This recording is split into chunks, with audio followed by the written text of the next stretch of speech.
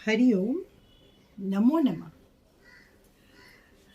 श्रीमद् भगवत गीता भगवान श्री कृष्ण के द्वारा मनुष्यों को दिया गया वह ग्रंथ है, वह पथ प्रदर्शिका है जो मनुष्य को अपने जीवन के पथ पर बिना भटके अपने अंतिम लक्ष्य तक पहुंचाने में सहायक है। श्रीमद् भगवत गीता मनुष्य जीवन को सुचारू रूप से चलाने के लिए उपयोगी एक पुस्तिका है, एक मैनुअल है। जिस तरह हर एक उपकरण के साथ उसे किस तरह चलाना है ये बताने वाली एक पुस्तिका उस उपकरण के साथ मिलती है, उसी तरह से मनुष्य के जीवन को सही तरीके से जीने के लिए तथा अपने परम लक्ष्य तक पहुंचने के लिए किस मार्ग का अनुसरण करना है, यह निर्देश श्रीमद् भगवत गीता द्वारा प्राप्त होता है। श्रीमद् भगवत गीता हजारों सालों पूर्व रची गई है, परंतु आज भी मानव जीवन में उसका महत्व सर्वोपरि है। आप जानते हैं कि जूनियर केजी से लेकर चाहे पीएचडी की पढ़ाई हो या ग्रेजुएशन हो, मेडिकल हो या इंजीनियरिंग, प्रत्येक विषय की कोई भी पुस्तक ऐसी नहीं है जो सालों से चलती आ रही है। हर एक पुस्तक का नया संस्करण आता है, मतलब नई एडिशन आती है। चाहे वो छोटे बच्चों की किताबें ही क्यों ना हो, परंतु वर्ष दर वर्ष उसका नया नया प्रतिरूप या नया नया संस्करण उपलब्ध होता है। क्या आपने कभी सुना है श्रीमद् भगवत गीता का लेटेस्ट एडिशन आया है या नूतन संस्करण आया है? नहीं, क्योंकि श्रीमद् भगवत गीता का जो ज्ञान है वो सदैव ही नूतन है।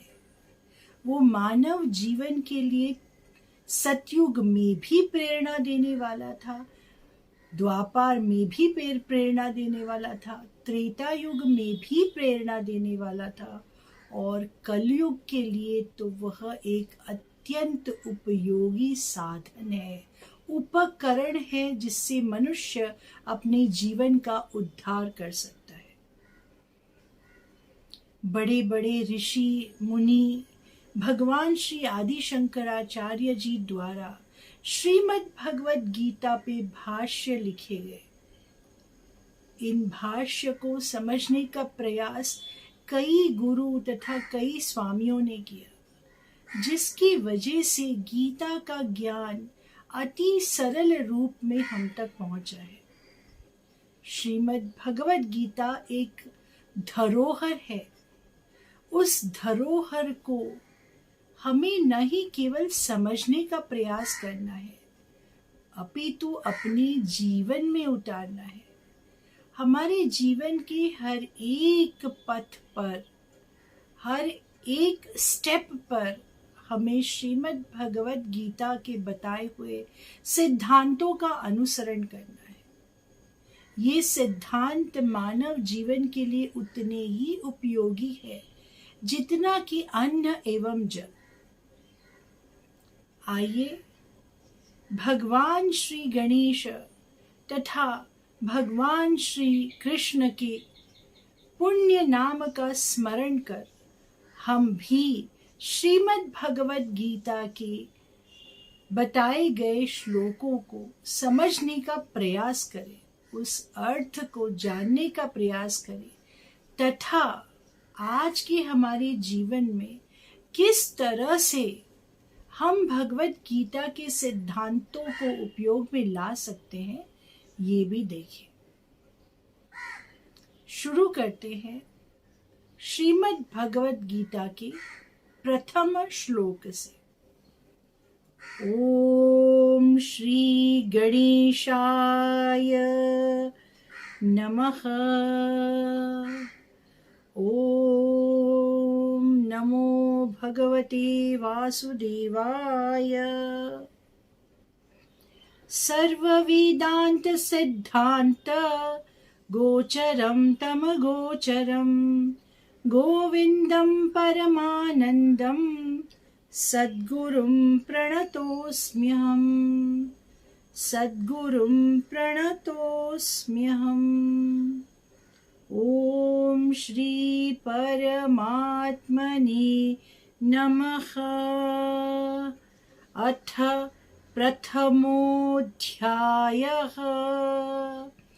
अर्जुन विषाद योगः। धृतराष्ट्र उवाच धर्मक्षेत्रे कुरुक्षेत्रे समवेतायुयुत्सवः मामकाः पाण्डवाश्चैव किमकुर्वत संजय। भगवान श्री कृष्ण तथा हमारे सभी गुरुओं को प्रणाम कर आइए इस प्रथम श्लोक का अर्थ समझने का प्रयास करें। श्रीमद् भगवत गीता का यह प्रथम श्लोक एक ही श्लोक है जो महाराज धृतराष्ट्र द्वारा कहा गया है। इस प्रथम श्लोक में राजा धृतराष्ट्र अपने सारथी संजय से पूछ रहे हैं, धर्म क्षेत्रे, इस धर्म क्षेत्र में,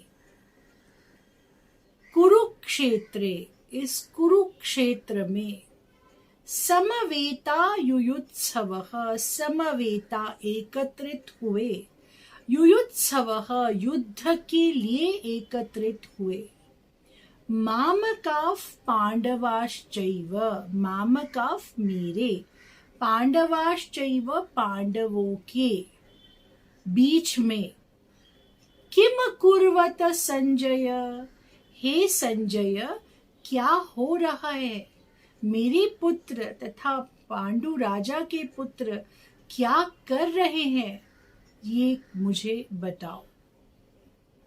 श्रीमद् भगवत गीता का जो प्रथम श्लोक है उसका प्रथम शब्द ही धर्म है। धर्म शब्द का अर्थ अक्सर हम जाति के लिए लेते हैं, जिसे हम रिलीजन कहते हैं या कास्ट कहते हैं, परंतु अगर वास्तविक हम धर्म शब्द का अर्थ संस्कृत में देखें तो धर्म का अर्थ है धारण करना। धर्म का अर्थ है हमारा उत्तरदायित्व। धर्म का अर्थ है हमारी जिम्मेदारियां, हमारी रिस्पॉन्सिबिलिटीज। और प्रथम शब्द धर्म है, परंतु श्रीमद् भगवत गीता का जो आखिरी शब्द है वह है मम। मम इस शब्द का अर्थ है मेरा। तो अगर हमें श्रीमद् भगवत गीता का अर्थ केवल 2 शब्दों में बताना है तो वह है धर्म मेरा। परंतु हम अक्सर क्या कहते हैं, मेरा धर्म। हम धर्म मेरा नहीं कहते। यहाँ पर शुरुआत धर्म से है और अंत शब्द, अंतिम शब्द मेरा है। क्योंकि अगर मेरी और धर्म की बात है तो धर्म सर्वोपरि है, धर्म सर्वप्रथम है। अपने धर्म की रक्षा करना यह हमारा प्रथम उत्तरदायित्व है और इसीलिए हम मेरा धर्म नहीं कहते, धर्म मेरा। धर्म को प्राथमिकता दी है श्रीमद् भगवत गीता के इस प्रथम श्लोक में। श्रीमद् भगवत गीता आपको आपकी जिम्मेदारियों के बारे में बता रही है, उत्तरदायित्वों के बारे में बता रही है। ये किसी एक सनातन धर्म का पुस्तक नहीं है, सनातन धर्म का ग्रंथ नहीं है, अपितु संपूर्ण मानव जाति के लिए है, मानव जाति के कल्याण के लिए है। इस प्रथम श्लोक में वे जानते हैं कि यह धर्म क्षेत्र है, अर्थात धर्म और अधर्म का युद्ध है।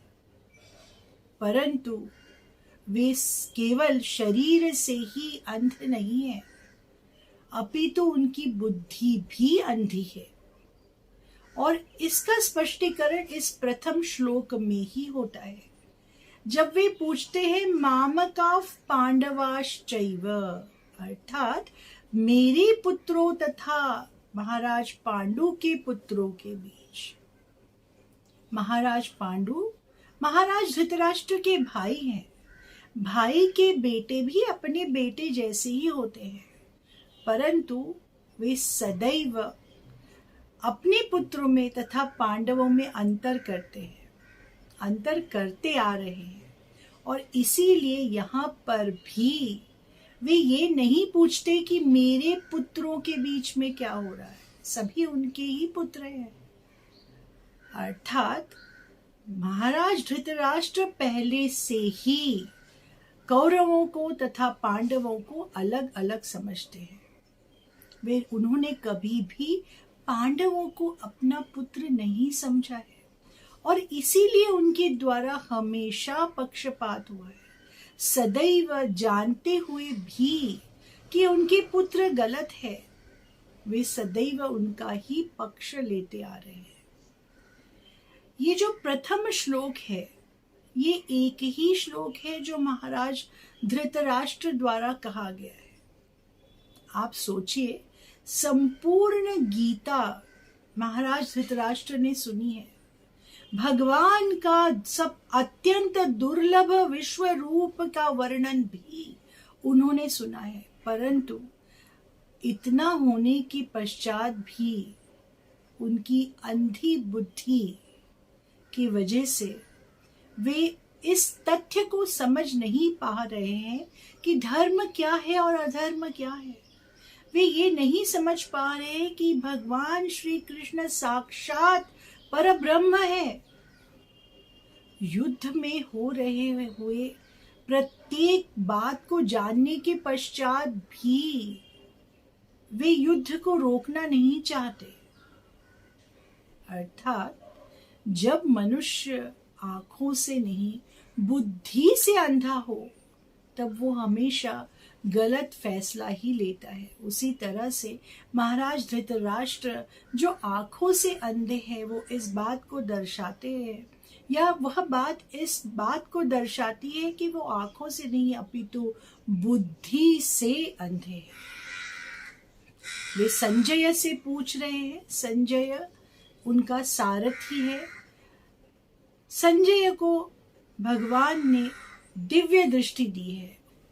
यहाँ पर महाराज धृतराष्ट्र का जो चरित्र है वो हमारे समझ में आता है कि वे सदैव यही चाहते हैं कि उनके पुत्र महाराज बने। वो लोभ उन्हें है उस हस्तिनापुर के राज्य का, और इसीलिए धर्म का ज्ञान होने के बावजूद भी वे अपने पुत्रों को अधर्म के मार्ग से परावृत्त नहीं कर पाते। इस प्रथम श्लोक का और भी गहन अर्थ है, परंतु समझने के लिए हमारी बुद्धि उतनी प्रगल्भ नहीं है। इसीलिए हम इस श्लोक का शब्दार्थ एवं लक्ष्यार्थ यही जान सकते हैं। महाराज धृतराष्ट्र अच्छी तरह से जानते हैं कि ये युद्ध कौरवों और पांडवों के बीच में नहीं अपितु धर्म और अधर्म के बीच में हो रहा है, परंतु वे उत्सुक है ये जानने के लिए कि आगे क्या हो रहा है। कहीं पर उनके मन में ये भावना है कि हो सकता है कि मेरे पुत्र विजयी हो, जबकि वे ये भी जानते हैं कि जहाँ पे भगवान कृष्ण है वहां पराजय तो हो ही नहीं सकती है। आइए अब हम संजय द्वारा जो उत्तर महाराज धृतराष्ट्र को दिया जाता है उसे द्वितीय श्लोक में देखें। सर्वं श्री कृष्णार्पणमस्तु। हरि ओम, नमो नमः।